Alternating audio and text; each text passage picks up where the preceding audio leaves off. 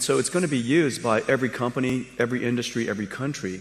好多老闆同我呻，最頭痛係啲 sales 唔可能晚晚 OT， 紅一又唔肯返工，啲客夜晚 lunch time 仲喺度問好多嘢，我哋有好多單都 miss 咗。其實個答案你睇下淘寶就知啦。你試過夜晚問嘢未啊？幾乎秒覆。如果冇人覆，你仲會唔會等啊？梗係去下一間啦。你啲客都係一樣，佢哋唔會等你，直接去下一間度。喺香港做生意，10個有9個都係靠 WhatsApp， 啲客期望即問即覆。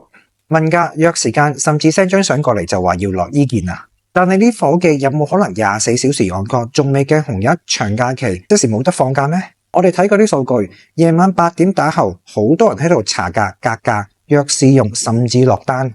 Lunch hour 紅日假期一樣係查詢嘅高峰期，但你嘅 sales 團隊已經收咗工，結果係啲生意就流失咗。有冇啲發現你啲同行越做越大，開分店仲要請人，而你盤生意好似樽頸咁卡住，點解呢？可能分別就係一套系統可以自動幫你覆實個客 make my appointment， 又唔使狂請人，成本又慳咗，你條數又靚咗。你仲用人手一個一個追，啲客過晒去隔離啦已經。我哋 Alasio 系統就係幫你解決呢個問題。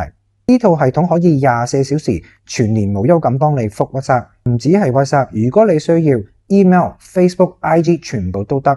由客人查價、跟進、約時間，甚至直接落單，全都可以交俾系統度做。你諗下，你班同事可以集中精神去見客、成交，其他所有瑣碎嘅查詢、跟進、晚上同假期嘅信息，全部有人幫你搞掂。唔單止慳翻時間人手，成盤生意嘅流轉即刻快咗好多。Nvidia 嘅 CEO Jensen Huang 都講得好白，你嘅生意唔會係因為科技而執笠，係因為你嘅對手用咗科技所以執笠。而家你啲客就係咁，中意夜晚 lunch time 紅一上網問嘢價格，甚至博取。如果你仲係用緊人肉接單模式，真係唔可以再拖。即刻 click 下邊條 link， 免費約個時間，我哋幫你睇睇點樣喺 WhatsApp 上設定好，做到24小時，連 lunch hour 同紅一都唔使停機，喺啲客走失之前捉實佢哋。作為你嘅生意拍檔，我哋仲有好多方法可以幫你慳成本，提升營業額。